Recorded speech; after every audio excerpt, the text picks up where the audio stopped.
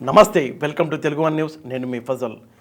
మనతో పాటు ప్రముఖ రాజకీయ విశ్లేషకులు, తెలుగుదేశం పార్టీ అధికార ప్రతినిధి డాక్టర్ ఏఎస్ రావు గారు ఉన్నారు. ఆంధ్రప్రదేశ్లో జరుగుతున్న పరిణామాలు కోడొచ్చి ఇంత తొందరలోనే దాదాపుగా ముగ్గురు హత్యకు గురయ్యారు. అంటే దీన్ని రాజకీయ బలి అనుకోవచ్చా, లేకపోతే ఏంటంటే ఒక భయాన్ని సృష్టించడమా? ఇప్పుడు జగన్మోహన్ రెడ్డికి ఒక ఫ్యాక్షన్ అనేది వెనుకబెట్టిన విద్య. అప్పటి నుంచి హత్య రాజకీయాలు అనేది చూస్తూ ఉన్నాం. సొంత బాబాయినే హతమార్చి ఆ యొక్క హత్యకు సంబంధించిన సాక్ష్యాధారాలు తారుమారు చేసి ముఖ్యమంత్రి స్థాయిలో ఉన్నటువంటి వ్యక్తి సొంత బాబాయ్ ఆయన హత్య గావించినటువంటి వ్యక్తి కూడా గతంలో ఎమ్మెల్యేగా ఎంపిక చేసినటువంటి విఐపి. అలాంటి వ్యక్తులకే అక్కడ దిక్కులేదు. ఇక సామాన్య కార్యకర్తలకు, సామాన్య ప్రజానికాన్ని వాళ్ళు వందల మందిని చెప్పి చంపేయచ్చు కూడా. ఇప్పుడు ఏ విధంగా జరుగుతుందంటే ఎవరైనా కానీ ప్రభుత్వానికి వ్యతిరేకంగా ఏదైనా మాట్లాడితే దారిలో పట్టుకొని వాడిని చంపేయడం, గుద్దేయడం, అయితే గొంతు కోసారు.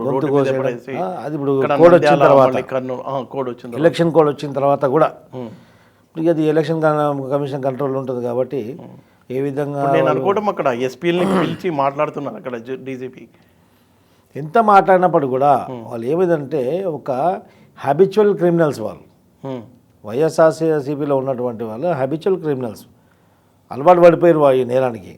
ప్రతి జాగాలో కూడా ఇప్పుడు ఎంతోమంది ఈ యొక్క సచివాలయ కార్యదర్శులు వాలంటీర్లు పెట్టారు కదా, ఆ వాలంటీర్లో మొత్తం నేర చరిత్ర ఉన్న వాళ్ళు చాలామంది ఉన్నారు. దాంట్లో ఈ ఎవరైనా మాట్లాడితే వాళ్ళు ఇటు నుంచి పోతుండే ఎక్కడ చేస్తున్నారో రెక్కి నిర్వహించడం, నిర్మానుషణ ప్రభుత్వంలో వాళ్ళని కొట్టి చంపడం.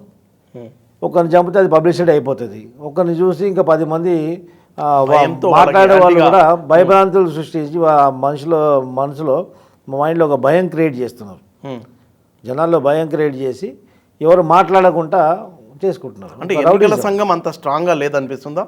అంటే పోలీసు ఉన్నతాధికారులని మార్చే అవకాశం? ఎన్నికల సంఘం, ఈ దేశంలో ఎన్నికల సంఘం స్ట్రాంగ్ ఉంటే డబ్బు పంపిణీ జరుగుతుందా? డబ్బు పంపిణీ, మద్యం పంపిణీ, మాంసం పంపిణీ, బిర్యానీ పంపిణీ అన్నీ జరుగుతున్నాయి, యథావిధిగా జరుగుతున్నాయి. ఈ విషయంలో ఎన్నికల సంఘం, ఎన్నికల కమిషన్ ఫెయిల్యూర్ అనేది ఖచ్చితంగా తెలుసు. ఒక రిక్షా కొట్టుకున్న వాడికి కూడా తెలుసు, ఎన్నికల కమిషన్ కూడా తెలుసు డబ్బులు పంపిణీ జరుగుతుందని. ఎన్నికల కమిషన్ ఖచ్చితంగా డబ్బు 1 రూపాయి కూడా ట్రాన్సాక్షన్ కావడం అవసరం లేదు, అసంభవం కానీకే ఛాన్స్ ఇవ్వకపోతే ఎన్నికల కమిషన్ సీరియస్గా ఉంటే మాత్రం ఖచ్చితంగా జరుగుతుంది.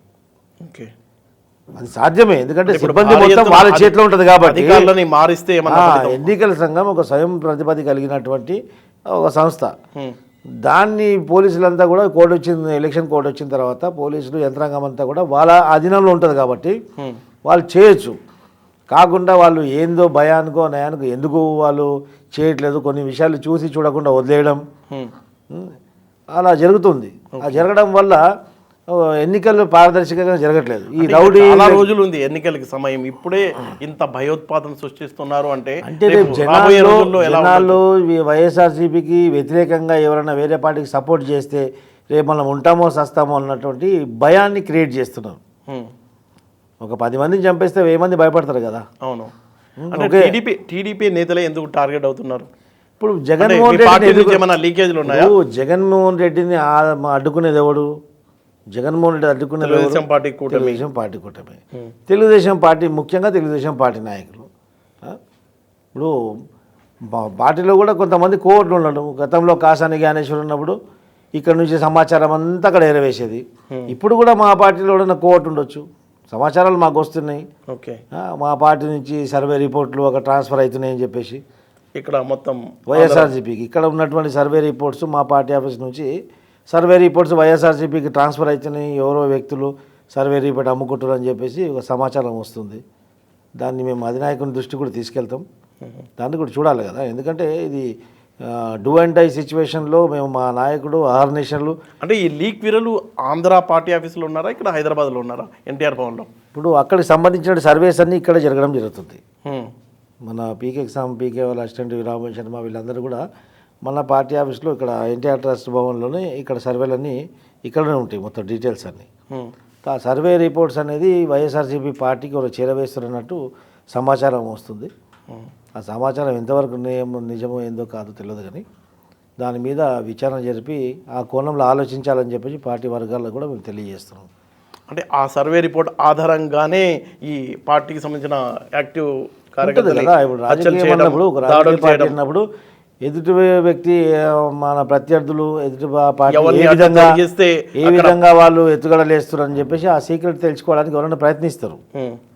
అంటే ఇక్కడ వచ్చిన లీక్ ఆధారం చేసుకుని అక్కడ కొంచెం యాక్టివ్గా ఉన్న నేతను తొలగించడం. కావచ్చు, ఎందుకంటే అది ఏదైనా జరగవచ్చు. ఎందుకంటే ఇక్కడ నుంచి మా దగ్గర నుంచి లీక్ వెళ్తున్నాయని చెప్పేసి కొంచెం సమాచారం ఉంది. ఆ సమాచారం ఏ విధంగా ప్రకారంగా మా పార్టీలో చెప్పడం జరిగింది. పాలిట్ బ్యూరోలు కూడా ఉన్నారు, మా పాలిట్ బ్యూరోస్ కూడా చెప్పేసి. అంటే టీడీపీ నేతలపై జరుగుతున్న దాడులకు ఈ లీక్లకు లింక్ ఏంటి? లింక్ అని నేను చెప్పట్లేదు. కొంతమంది ఇక్కడ నుంచి సమాచారం అక్కడ చేరవేస్తున్నప్పుడు ఆ ఇన్ఫర్మేషన్ వచ్చింది. ఆ ఇన్ఫర్మేషన్ వెళ్తుంది, నిజమా వాస్తవమా అవాస్తవమా అని చెప్పేసి ఈ పార్టీ అధినాయకత్వం దాని మీద చర్చిస్తుంది, దాని మీద తగు చర్యలు తీసుకుంటుంది. ఏది లీకులు కావచ్చు కాకపోవచ్చు, కాకపోతే తెలుగుదేశం పార్టీ నాయకులే కదా వైఎస్ఆర్సీపీ చేస్తున్నటువంటి అరాచకాలు ప్రజలకు తీసుకెళ్తున్నారు. అవును, ఖచ్చితంగా వాళ్ళ టార్గెట్ తెలుగుదేశం పార్టీ నాయకులే ఉంటారు. ఎందుకంటే ఇప్పుడు రాష్ట్ర కమిటీలో కానీ కీలకమైన పదవులలో అపాయింట్ చేసేటప్పుడు వాళ్ళ యొక్క బ్యాక్గ్రౌండు, వాళ్ళు పార్టీకి అందించినటువంటి సేవలన్నీ కూడా పరిగణనలో తీసుకొని పదవులు ఏం జరుగుతుంది. గతంలో కాసాని జ్ఞానేశ్వర్ ఏం చేశాడు, వాడు 5వ క్లాస్ చదువుకున్న దాన్ని కూడా తీసుకొచ్చి అధికార ప్రతినిధికి వేశాడు, ఏబిసిడి రావడానికి కార్యదర్శికి వేశాడు. అలాంటి కార్యక్రమాలు చేయడం వల్ల ఏమవుతుందంటే వీళ్ళు ఎప్పుడు పోయినా అమ్ముడుపోయే వ్యక్తులు వీళ్ళు. అలాంటి వ్యక్తులు పార్టీలో ఉంటే ఏ సమాచారం అమ్మొచ్చు, ఏ సమాచారం పోవచ్చు, దాంట్లో ఏది అశయోక్తి కాదు. అలాంటి కార్యక్రమాలు అలాంటి వ్యక్తులు ఎవరున్నది ఇప్పుడు పార్టీలో చర్చనీయాంశంగా మారింది. పార్టీలో దాని గురించి చర్చిస్తున్నారు. అలాంటి విషయాలు బయటకు వస్తే మాత్రం ఖచ్చితంగా వాళ్ళ మీద చర్య తీసుకోవడం జరుగుతుంది.